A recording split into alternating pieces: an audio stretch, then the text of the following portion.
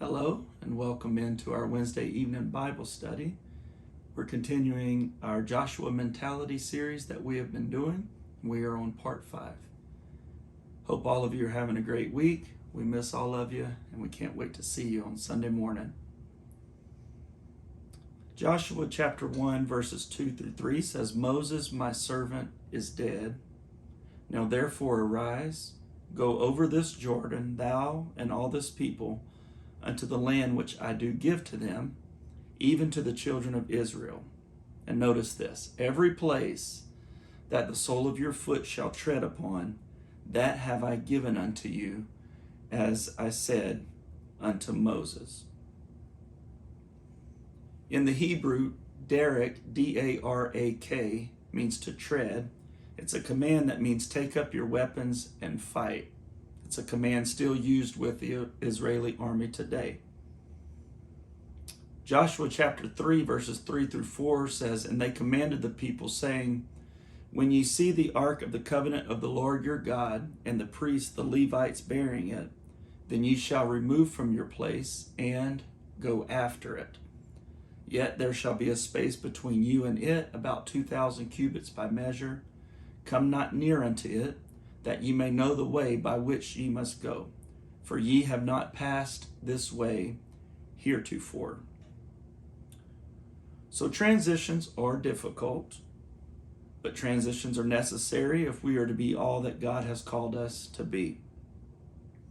The people of Israel have been landless for nearly 500 years, and now God says, take the land. And it's at this point in their history that God begins to transition his people from a nomadic culture and a slavery complex to a nation of conquering warriors. Wandering and bondage have been in their DNA for 5 centuries. That is all that they have ever known. And as we mentioned before, you can't act like wanderers and think like slaves and function like conquerors all at the same time. So God is not transitioning them or us to a place where there are no more battles, but to a place where the battles are more strategic and therefore the results are more significant, influential, and eternal. There was a long list of enemies that could have prevented Israel from entering into their promised land: the Amalekites, Ammonites, Amorites, Canaanites, Edomites, Gebalites, Geshurites, Gibeonites, Girgashites, Girzites, Hittites, Hivites, Horites, Jebusites, Kenites, Moabites, and Perizzites. But that's why God told Israel to drive them all out. Numbers 33, verses 51 through 53 says, Speak unto the children of Israel, and say unto them, When ye are passed over Jordan into the land of Canaan, then ye shall drive out all the inhabitants of the land from before you, and destroy all their pictures, and destroy all their molten images, and quite pluck down all their high places. And ye shall dispossess the inhabitants of the land, and dwell therein. For I have given you the land to possess it. So God is saying, I will shake the devil loose if you will fight for it. So to understand the event that we will discuss this evening, it's necessary to go back in time several years before Joshua to a concession made by Moses for the tribes of Gad, Reuben, and Manasseh, the half-tribe. They were attracted by the land just outside the promised land. It was a place for cattle, and they didn't want to cross the Jordan River. Apparently, their first concern was making a living, not making or having an inheritance. They represent the many borderline believers in the church today who are in close proximity to God's promise but never claim it. They are around church, if you will, but they haven't quite committed fully into it. They're willing to serve the Lord and help their brethren fight for a time, but they eventually head back to their comfort zone. The fact that they don't live in God's place of promise doesn't seem to faze them at all.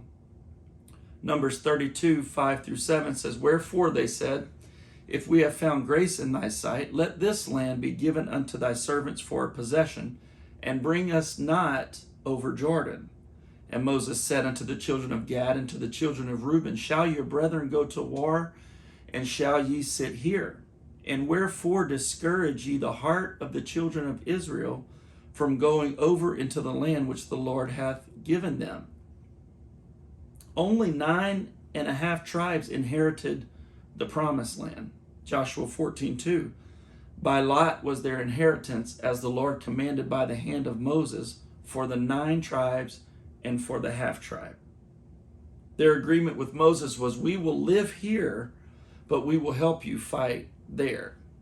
But when it was time to take the land, they left the majority of their fighting men behind to protect their property. Only a small portion of these 3 tribes ever kept this agreement, and at the earliest opportunity, even they headed backwards, a symbol or a form of backsliding, if you will, to the eastern side of the Jordan. Joshua 22:10 says, and when they came unto the borders of Jordan that are in the land of Canaan, the children of Reuben and the children of Gad and the half tribe of Manasseh built there an altar by Jordan, a great altar to see. When the rest of Israel sharply questioned them, they defended their motives and claimed that their altar was an innocent symbol, but that was not so. Joshua 22:28, therefore said we that it shall be, when they should so say to us or to our generations in time to come, that we may say again, behold the pattern of the altar of the Lord, which our fathers made. Notice, it's not for burnt offerings nor for sacrifices, but it is a witness between us and you. So notice, this altar isn't for sacrifices. It's just like an altar. It represents our covenant with you, not necessarily our covenant with God. Don't worry about us. Every once in a while, we'll still make the arduous journey from where we live to where we need to be to worship. They were saying we're content to live further away from the tabernacle and closer to the enemy. This altar we have made is near the promised land. It's a great altar to see, as we read in the verse. It's a great altar to see, but really it's just a part-time altar. We'll use it when it's convenient. So was this altar really an altar to God? No, it was an altar to convenience. It was an altar to the best of both worlds. These tribes had crossed the Jordan River temporarily,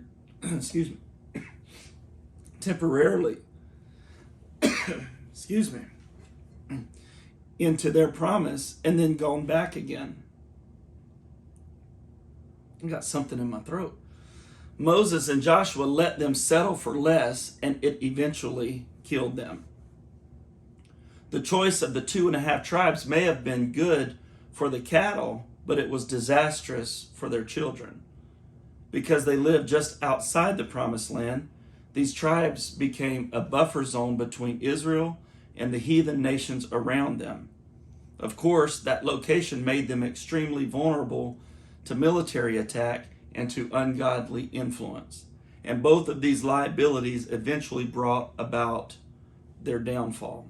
They quickly fell into idolatry and were eventually captured by Assyria.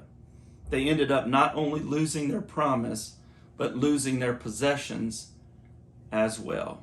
It's not enough to just be around church and just be around the house of God, but we've got to fully commit and be willing to fight for it and take the promise that God has given us. Amen. God bless you. Hope you enjoyed this Bible study. We look forward to seeing all of you on Sunday morning.